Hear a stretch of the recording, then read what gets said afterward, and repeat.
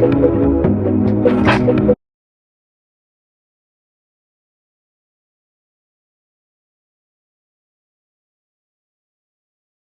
and thank you again for joining me for today's practice. Today's practice is all about releasing for people that suffer with sciatica, and often this is a case of you've got a bit of lower back stiffness and a bit of a referral pain down one leg. So these yoga poses will hopefully make you feel better about your sciatica presentation, and something to take away that it might be you keep practicing the sequence daily, or you just take snippets of the poses and see how you go. Remember, it's very important to make sure you've been seen by a medical professional first and you exercise off this class at your own risk. If you're unsure if yoga is suitable for you at this time, then please get in touch with me. I'm more than happy to help with online consultations and providing you with your own personal yoga sequence. Thank you, let's get started. So our first position, we're starting off in child's pose. So walking the arms out in front of you and resting the head down. Taking a moment here to notice your breathing. Inhale and exhale.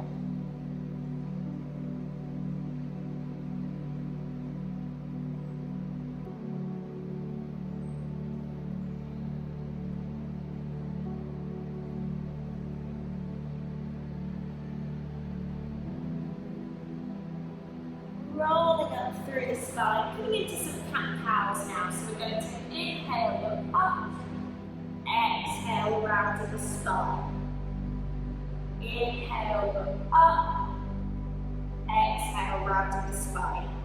Continuing these. This is a really good way to open up the spine and get the spine moving as one, releasing any points of stiffness in the shape.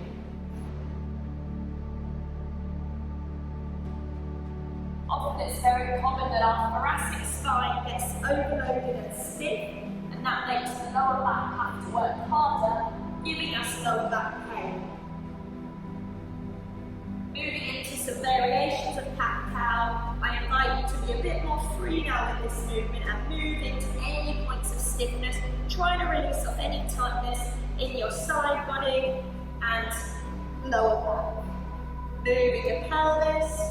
Maybe we should come forwards, back, wiggling the hips, figure 8 with the hips, releasing the neck, just increasing the movement from before.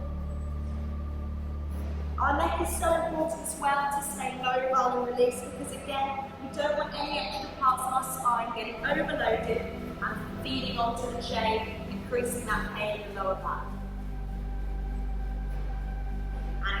Flipping onto the toes, pushing up into our first downward dog. Pedaling out the feet. Feel the stretch in your hamstrings. If this is too much, add a slight bend in the knee. Don't try aim too hard to get the heels flat on the mat. Keep them elevated and work towards feeling the stretch and lengthening of your hamstrings. Maybe we should add some twists here.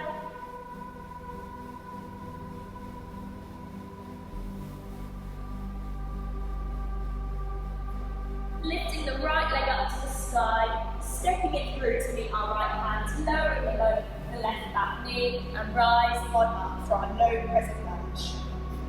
And keep hands here, or keep them at the hips. Feel the stretch in the left hip flexor. Then we're going to push onto the heel of our right foot. Inhale, reaching up. Exhale, pushing through, feel the stretch in the right hamstring. Inhale, reaching up. Exhale, reaching through, stretch on the right hamstring. And you can move through this movement at your own pace. It's good not to do this too quickly.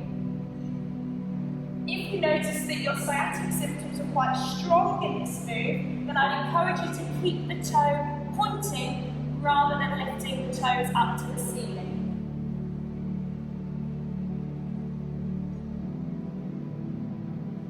And same again, if you're noticing that your sciatic symptoms are quite strong in this sequence, I encourage you to keep a neutral neck rather than tucking the neck in. Try and keep your head looking up.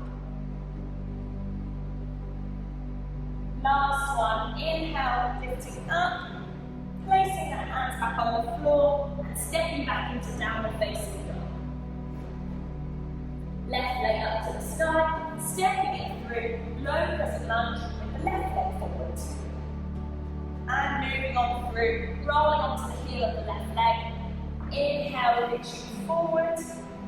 And exhale, reaching back again, moving at your own pace.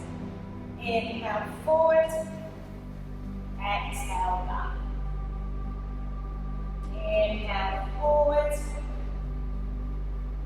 And exhale, back. Inhale, forward.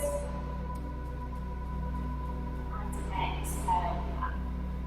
Last one now, so big inhale, reach tall, sink the pelvis low, lowering our hands to the mat, stepping back into downward facing dog. Now if this sequence is too much for you, definitely lower to your knees. We're going to come forward, do our chaturanga and through to upward facing dog. If this is too much pressure and stress on your lower back, and I encourage you to stay low in a cobra. Upward facing dog might be too much at this current time. So just work with your body today. Staying low is absolutely fine. Arms back to floor, hips to sky, push through, downward facing dog. Option on knees, rolling forward into the plank, lowering through on our chaturanga. Inhale, cobra or upward facing dog. Flipping the feet, push through the hands, coming back through to downward facing dog. Lower to knees if you need, coming forward into plank, lowering down the chest. Inhale to cobra or upward facing dog. Hands to mat, flip the toes, push through, exhale, downward facing dog. We're going to do 2 more of those. Again, taking this at your own pace and listening to your own body's needs today. Lowering to the knees to make this easier. Rolling on forwards, hitting the elbows inwards, lowering down, core activated. Inhale, cobra. Exhale, lower, pushing through to either child's pose or downward facing dog. Last one, lower to knees, rolling on through, hitting elbows in, lower chaturanga and completing into upward facing dog or cobra. Make sure your back is activated and you're not just dumping into the lower back. Flip the feet, bottom to sky, pushing tall, downward facing dog or child's pose. And taking a moment here to catch your breath. When you're ready to join me on this one, spinal roll forwards, lowering back, chest to floor. Hands now slightly forward for striking cobra. And we're going to take it to try and do about 5 repetitions to build our back extensor strength. So this is still important to activate your glutes. Feet are flat on the mat. We're going to inhale, try and use your lower back muscles to lift your chest off the floor. Now it might be this is too much, and I encourage you then to keep your fingers placed on the floor and help elevate this position. But if you feel strong enough, try hover your hands and inhale for 1 and then lower. Inhale for 2 and lower. Too much, keep fingers on the floor. Inhale for 3 and lower. Glutes are activated to support the lower back. For 4. Last one. Inhale for 5 and lower. Now we're going to do a bonus one and you're going to hold it for 5 seconds. 1, 2, 3, 4, 5 and lower. Taking a moment here to rest, lower your cheek onto the mat, extending out the left arm, looking to the right, lifting up the right leg and taking a mild small twist. It might be that you just twist to here or you may wish to go completely over. If you're struggling, I definitely just keep it quite small, just bend the foot, maybe you just put it here. Straighten the leg, extend the right arm, left leg bent, twisting, work within your body's needs. Lightly, just do a little twist, don't go all the way, this is too much of your pain. And coming back to the middle, we're going to do another set. So again, this time, you can have your arms out like an aeroplane, or keep them supported on your fingers. So inhale for 1, and exhale. Inhale for 2, and exhale.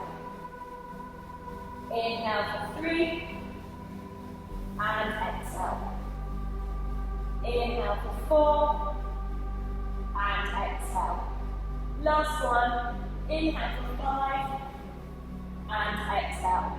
Now we've got our bonus rep where we hold it for 5 seconds. So for 1, 2, 3, 4, 5, and lowering to the mat. Taking a moment here, feel free to pause the video, go at your own pace. And resting now on our forearms. So it's really important with our day-to-day that we often spend too much time in bent over postures, and we're never actually in this back extended position. So what can happen is the lower back often gets overloaded and quite clustered, but then there is quite a bit of pain. So actually spending time in this position and spending time opening up the spine in this form will definitely help your symptoms. But it's all about working with your body's current needs, because it might be we've just got to adapt the exercises to a level that you can manage with your current inflammation levels. Some of this might be too much at this point, and if so, we can build up to it. So it might be even just trying to build up time and duration watching the TV in this position. And then you can add some neck circles. Going the other way, because as I've said, the neck is still very important when it comes to neural tension.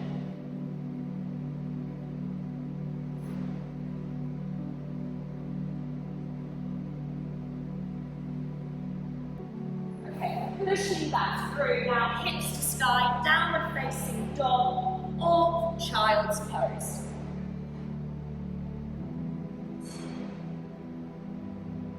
Rolling on up, we're going to come onto flipping our feet to the front of the mat, lowering onto our bottom, and then slowly but surely we're going to lower, using our core muscles to lower our back to the mat. Challenge for you, see how slow you can go.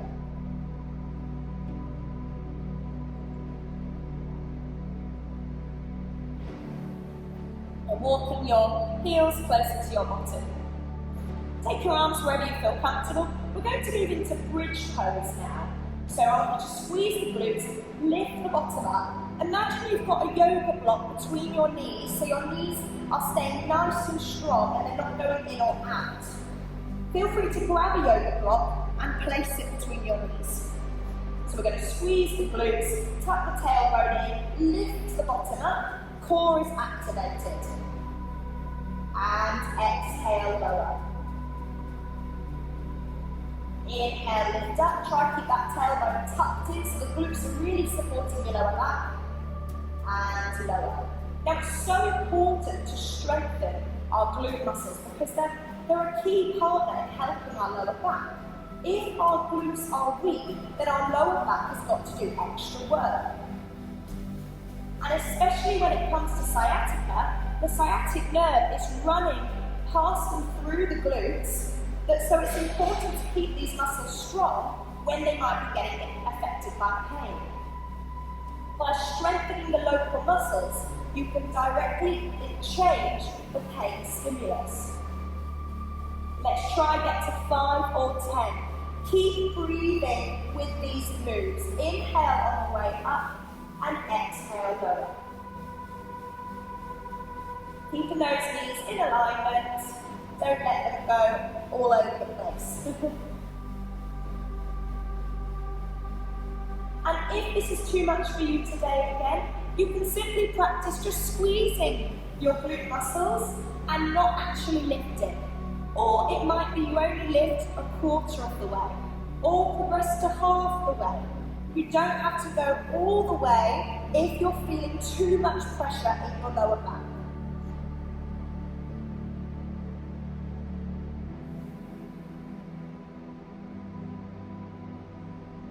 Just work on what your body is telling you today and how your pain is today. Okay, moving on, lifting the right leg up to the sky. You can progress this with adding a resistance band around the foot, but today we're going to just practice bending and straightening the knee.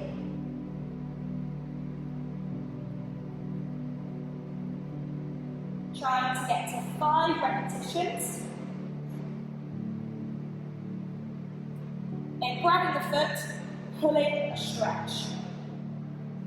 And completing this again, now with the hip at a high level.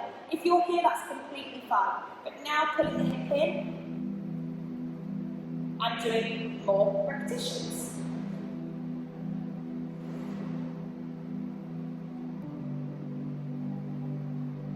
Really good, lowering the foot to the floor, lifting up the left leg. So first reps, nice and easy, no increased stretch.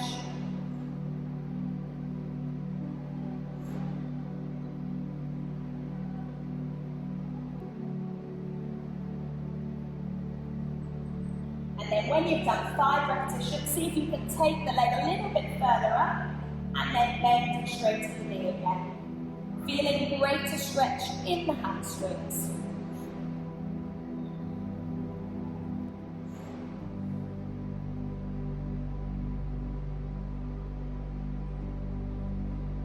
Great, and on your last rep, we're going to bring our heel onto the opposite knee.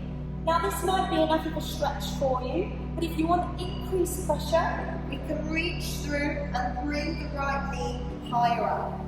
But listen to your pain levels, it might be enough just to be here and apply a little bit of pressure on the left knee. But if you're with me, we can take it a little bit further. And we're going to make sure that we hold this position for 30 seconds. So this is directly stretching our glutes, a really common issue that the glutes are often really tight, piriformis is often really tight, and this is what can influence our sciatica symptoms. This is too much with the neck, then definitely let the neck rest on that.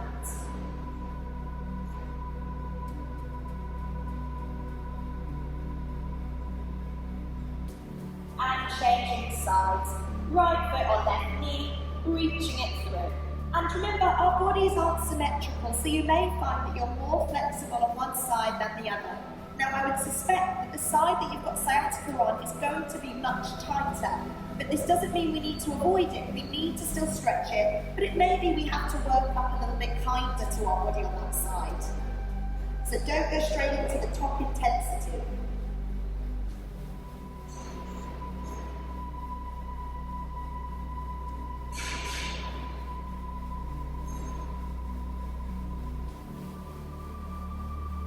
And lowering our foot to the mat.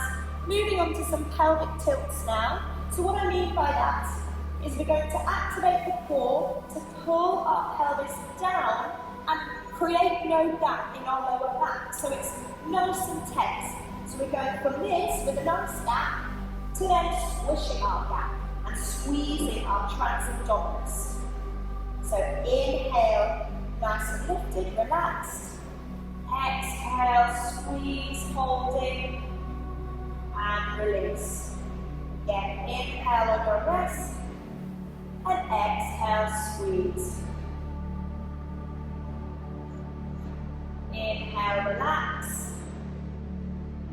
Exhale, squeeze, core nice and strong. Our core, again, is so important in helping back pain. A strong core will support our back muscles.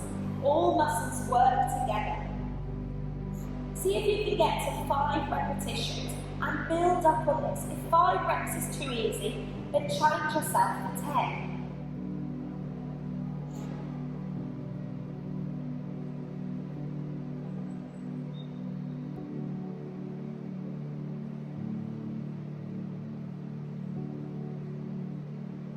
Last repetition.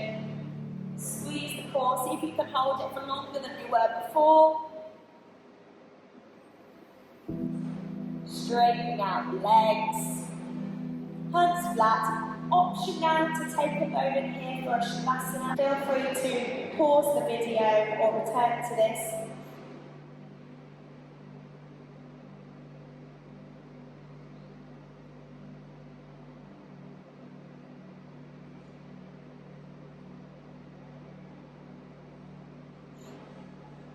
And when you're ready, slowly raising yourself up, walking your feet close to you. And you're just going to give yourself a little hug, increasing that lumbar flexion. So why don't you just rest here for a moment. You can practice straightening one leg, bringing it down, straightening the other leg, and bring it down. And that completes today's practice. Thank you for joining me. I hope your back feels nice and released now. It's important to find a routine that you can stick to and that's consistent. So it might be that 30-minute practice you split up into 3 10-minute sections that you can do a little something every day. In order to get the best results, a little bit of movement every day is best for you. Thank you so much. Until next time, see you again soon.